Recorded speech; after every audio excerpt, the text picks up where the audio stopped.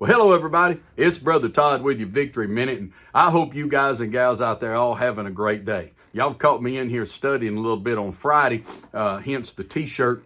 I usually run everybody off out of this office unless there is just something has to be done on Fridays so that I have as much peace and quiet as I can while I'm studying.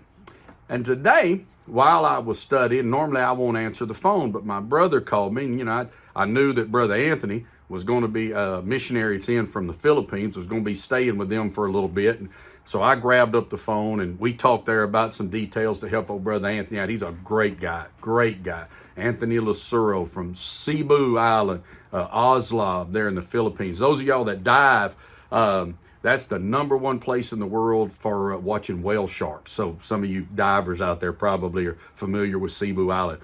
Great man of God. He's in. Anyway, we're going to talk about all that. But Troy was asking me, covering some details. And right before he got off, he said, I was reading today, and he was reading there in Malachi chapter 3 about God's book of remembrance. And Troy made the statement. He said, that book wasn't there until God heard those people talking and said, set that book up for that group right there. And just off the top of my head, I said, that was for that generation. And so we talked there a second, hung up, and I was studying at the time and really kind of thinking about something else for Sunday, but that didn't have a lot of peace on it. And that what he had mentioned about that book wasn't there, and then it was there. Just kept rolling in my mind. So Lord willing, this coming Sunday, we're going to talk about doing some generational things. And when you grasp God's eternal purpose in your generation, Peter was talking about David. He said that King David accomplished God's will in his generation, and then he fell on sleep. The old preaching principle out of that, pastoring principle that we try to convey to people is God's purposes are eternal, but they have to be discovered in every generation.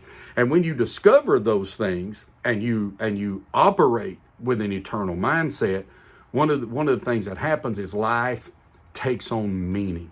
Because life for us has to have meaning. We are eternal beings.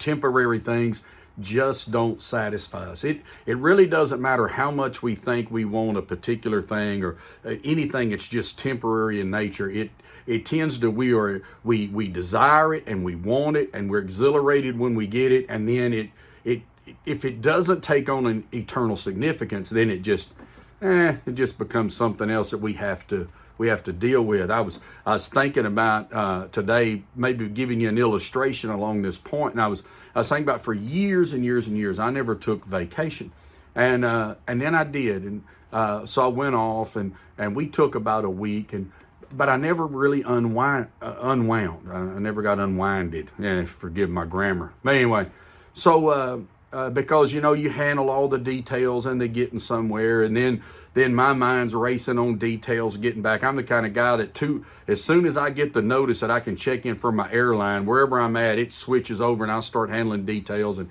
in my head's a problem I got. So anyhow, we had went off, and it was okay, but frankly, I was more tired when I got back than when I went. And so we had an opportunity come up where we were going to be able to go the next year or so for 2 weeks. And we did. And in about 2 weeks, we were at Absolute Paradise down in Cabo. It was great. Had a resort deal set up. It was a wonderful thing. I got a great deal on it. And so we were living cheap and living great and living like kings. But after about 10 days, I had definitely relaxed. But I was bored out of my mind. And my wife was missing grandkids so bad. we were almost glad we got through the rest of the trip and got to go on. And what am I talking about? I'm talking about the fact that regardless of how much you like, man, if I could just get away, if I could just sit down, if I just didn't have to do something, and that's all well and good, and there's a place for rest. But if that's all you stay in and nothing ever gets done of any kind of eternal significance, it doesn't matter where you are, it doesn't matter how easy it is, it gets old. Why? Because we are eternal beings, and eternal beings an eternal itch cannot be satisfied with a temporary scratch. So he said, Brother Todd, why are you telling me all this on a Friday? Well, one, tell you, come to church on Sunday. We're going to talk about doing some things, or catch us online that have eternal significance, in particularly helping some young people. But anyway, I'll save all that for Sunday. But the other thing I want to encourage you to do is to take whatever aspect of life you're thinking about right now. Okay, you have your spiritual aspects of your life, your emotional aspects of your life, your physical aspects of your life, and your relational aspects of your life. Okay, those are just realities that we all walk in. Is to as you consider one of those areas, look for things that you can do that help you grasp eternal concept. Why are you going to work every day? It can't just be for something temporary. It can't just be to pay the bill. It can't just be to, well, maybe one day get the vacation. There's got to be something else. If getting up and going to work every day, doing the things you do for the help and benefit of your family, for your community, your church. Somebody said, Brett, I don't have kids at home anymore. I've never had kids at home, but okay, but where is that expansion? What are you doing? You're working like a dog all the time, and yet, what do? Well, okay, you become a giver, let's say. I become a giver. The things I'm working for, I pour into other people. I pour into the church. I bring my tithe. I bring my offering. We build this. We do that. We take care of this missionary. We send him on his way. We're seeing people come to know Christ maybe all over the world. Maybe we'll never get to meet them.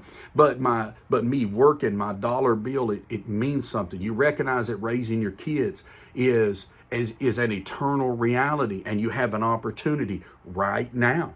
I had a great old granddaddy, my papa, that was my mom's dad, that my other grandpa passed away when I was real little. But the reality is he poured a lot of his work, owned his own business, those kind of things, but he rolled it straight back into all of us. And I became the beneficiary of that. But that was good because that was him and his generation. But the things that he did can't pour into my grandkids because they don't even know who he was, right? But I can choose in my generation to take my financial blessings, the things I'm working towards, those kinds of things, who I am physically, right? So that I can pour in my best person into my wife, into my family, into my grandchildren, whether it's, fighting through, staying in the gym right now. Boy, I've been, just on a side note, boy, it's been about 3 or 4 weeks now. I have never had as much harder time staying in the gym. I've hit that age where I don't see the benefit of it quick. I don't feel better really right now, fighting through this diabetes and those kinds of things, losing the weight. I was always the guy that lifted to lift more and get bigger and move, frankly, to move more weight. And so, now that's changed, and boy, I've just struggled sometimes you'll think, I want to quit. No, I can't quit. I can't quit because I've got to stay active. I've got to stay active for the Lord. I've got to stay active for the church. I got to stay active for my kids. I got to stay active for my grandkids. I got to be a blessing to my wife. Well, when I recognize that the fact that, hey, even I'm about to go eat lunch, and the choices I'm going to make for lunch have an effect in what I'm going to be able to put into somebody else's life, all of a sudden it gives it meaning. It gives it meaning. Take the 4 areas of your life, and again, your spiritual life, your physical life, your emotional, your mental reality, your relationships. Think about something this weekend that you can do that's going to improve each one of those. Spiritually, nothing like this. Nothing like this. Pick it up, start reading. Said, Brett Todd, I tell you, man, I'm straining even to just keep a thought. Get the book of Psalms. Get the book of Proverbs. Pick up one of the Gospels, Matthew, Mark, Luke, John. Just read something about Jesus. Just if you got one of those Bibles printed in red, just look for something Jesus said. I'm telling you what, it'll work. God will put something into you. Just start small. Come to one of the prayer meetings Thursday night, Friday night. There's on Sunday morning at 8 o'clock. Just pick up some thing. Maybe you get to church late. Okay, you know what? Hey, not going to this week. Going to be part of worship. Some of you catch us online. You just listen to the sermon. Hey, how about jumping in there? You know what? I'm going to get in. I'm going to stay. I'm going to focus. Even while they're singing. And I know you'd be too silly to stand there in your living room, stand up singing with your hands up. But, whatever. I don't give a rip. When I'm by myself, I'm probably the best singer I ever am. I don't care what anybody thinks. But do you follow me? Just do something. Do something nice. Decide you're going to be in a good mood on Saturday. You got 1,000 family things to do, and you're like, I just never get to do nothing. I want to sit on the couch. You know what? Ain't nothing great ever happened. You sitting on the couch. right? Get up, get out there and do something. Clean that kitchen. Do them flower beds. Just do something that's going to get you moving. Take that one step that's going to, and make sure in your mind you're thinking about this matters. This matters.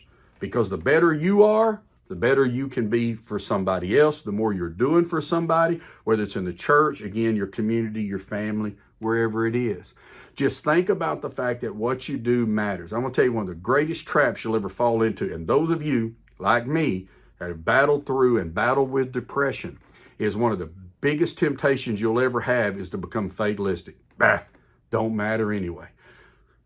Throw that out of your head. Okay, it's stinking thinking. Get that out of your head. Get to thinking about things that we do that matter, because God's writing his own book of remembrance on us and our generation and our nation as well. What's going to be in our book? You know, read there at the end of Matthew chapter 3, and you'll see where he talked about, he wrote that book for those that love him and speak well of him. Well, just let these things be running around in your head. If you can, be in service with us this Sunday. We got some great things coming up, especially those of y'all that are connected here to Victory, or member, regular attender. Maybe you're thinking about coming. If I was thinking about joining the church, if I was thinking about this, and I'd be in it right now. We got 1,000 things going on. You want to be a part of something that's going to bear, going to pay dividends down in other people's lives in ways that really matter. Well, have a great, great weekend. I'll see you later. Bye-bye.